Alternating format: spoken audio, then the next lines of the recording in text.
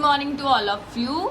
आज हम कर रहे हैं first time adoption of IFRS का टॉपिक। इसके सबसे पहले इसका मीनिंग क्या है। IFRS हमें सबको पता है भी क्या है। इंटरनेशनल फाइनेंसिंग रिपोर्टिंग स्टैंडर्ड्स हैं जो फर्स्ट टाइम कब अडॉप्ट हुए थे। ये इज स्टैंडर्ड्स हैं जो इशू किए गए हैं IASB international accounting standard board के द्वारा जो है ये इशू किए गए हैं। ठीक है, इस लाइन को IASB को हम जो है हाईलाइट कर लेते हैं कि इसके द्वारा जो IFRS है वो इशू किए गए हैं। वो प्रोवाइड करते हैं गाइडेंस कि उसकी एंटिटी है IFRS की वो कैसे चेंज हो सकती है फ्रॉम इस प्रीवियस अकाउंटिंग प्रिंसिपल को। अगर हम प्रीवियस अकाउंटिंग प्रिंसिपल अगर चेंज हो रहे हैं तो IASB का बहुत ज़्यादा ह्यूज, या हम कह सकते हैं बहुत ही ज़्यादा प्रीडोमिनेंट रोल होता है उसमें। ठीक है, अब प्रोविजंस क्या है IFRS की। फर्स्ट प्रोविजन है IFRS का पर्पस। IFRS किसके लिए, किस पर्पस के लिए जो है बनाया जाता है। सबसे पहले making it less disruptive for company में बहुत ज़्यादा चेंजेस आते हैं, सब प्रिंसिपल्स चेंज होते हैं उनकी। जब अकाउंटिंग प्रिंसिपल्स हैं जो वो चेंज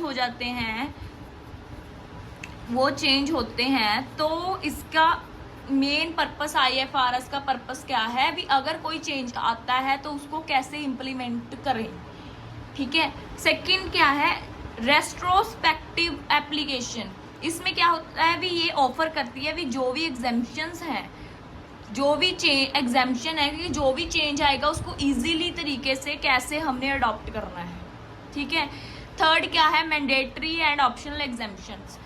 अब मैंडेटरी में क्या होता है, सम आर दी मैंडेटरी, कुछ जो एग्जम्पशंस हैं वो मैंडेटरी होती हैं, भी जरूरी हैं, भी वो हमने एज वैसे ही है जो स्टैंडर्ड्स हैं वो हमने अप्लाई करने हैं। और सम आर दी ऑप्शनल, कुछ हैं जो ऑप्शनल होते हैं।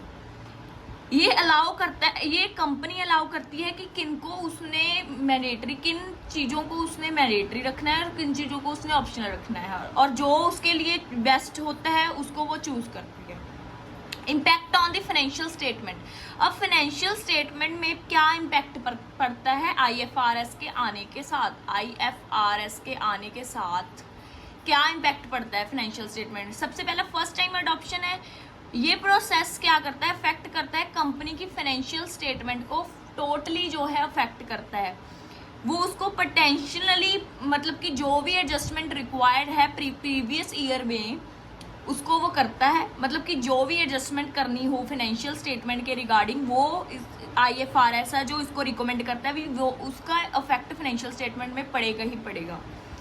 अब ये ट्रांजिशन गाइडेंस क्या है कि अगर चेंज आ रहा है तो वो चेंज के अकॉर्डिंग क्या गाइडेंस दी जाती है।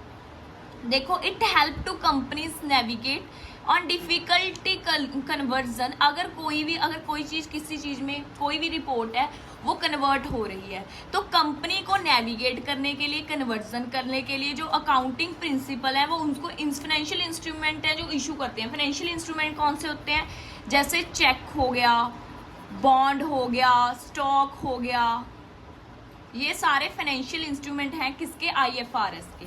अब ऑनगोइंग अमेंडमेंट्स क्या होती हैं, ऑनगोइंग अमेंडमेंट्स होती हैं IFRS जो एक स्टैटिक्स नहीं है, इट हैज बीन, ये अमेंडमेंट ही है जो कि ओवर द टाइम एड्रेस करता है स्पेसिफिक इशू भी, कब इसको इशू किए जाएं, कब ये अमेंडमेंट है जो इशू की जाए, ये कोई भी स्टैटिक्स नहीं है।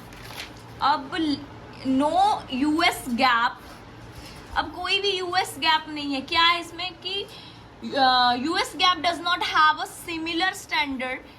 US गैप होता है, उसका मतलब क्या होता है, US गैप का जनरली एक्सेप्टेड अकाउंटिंग प्रिंसिपल। ये एक IFRS जो 1 है, कंपनी एक्सपेक्ट करती है कि जो US गैप है मतलब कि जनरली एक्सेप्टेड अकाउंटिंग प्रिंसिपल है उसको हम अप्लाई करें। फर्स्टली वो प्रेफरेंस इसको ही दी देती है जब वो कंपनी की IFRS है जो वो प्रॉपर उसकी प्रोविजन के अकॉर्डिंग इसको सबसे पहले प्रीडोमिनेंट जो है नेचर में माना गया है।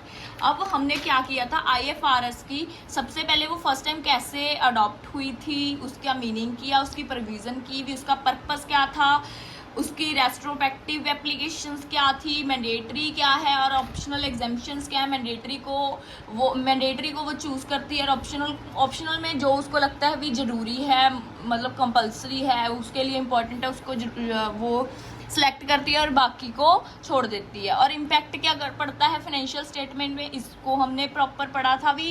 फाइनेंशियल स्टेटमेंट टोटली चेंज हो जाती है, उसकी पोटेंशियल प्रीवियस ईयर के अकॉर्डिंग जो भी एडजस्टमेंट करनी है वो करती है। अब जो ट्रांजिशन गाइडेंस की थी वो अगर चेंज हुआ तो उसके लिए क्या क्या गाइडेंस क्या प्रोवाइड करता है IASB IFRS को, वो क्या चेंज करता है कि उसके फाइनेंशियल इंस्ट्रूमेंट्स को यूज़ किया जाए ताकि जो भी डिफिकल्टी आ रही है कन्वर्जन को उसको प्रॉपरली कवर कर दिया जाए। अब ऑन गोइंग अमेंडमेंट्स क्या होती है, ये स्टैटिक्स हमें क्या किया, ये कोई स्टैटिक्स नहीं है, ये अमेंडमेंट ही है जो कि हमने स्पेसिफिक टाइम में यूज़ करनी ही करनी है। और नो US गैप इक्विवेलेंट्स क्या होता है, ये एक सिमिलर स्टैंडर्ड होता है, ये IFRS 1 का जो फर्स्ट टाइम अडॉप्शन होती है कि जो कंपनी को मतलब कंपनी चाहती है भी इसे अप्लाई करें हम उसको ही वो अप्लाई करते हैं, उसको IFRS को बनाने के लिए। Thank you so much, hope आपको ये टॉपिक है जो अच्छी तरह समझ आ गया होगा। काइंडली नेक्स्ट वीडियोस के लिए आप इसी चैनल पे जुड़े रहिए।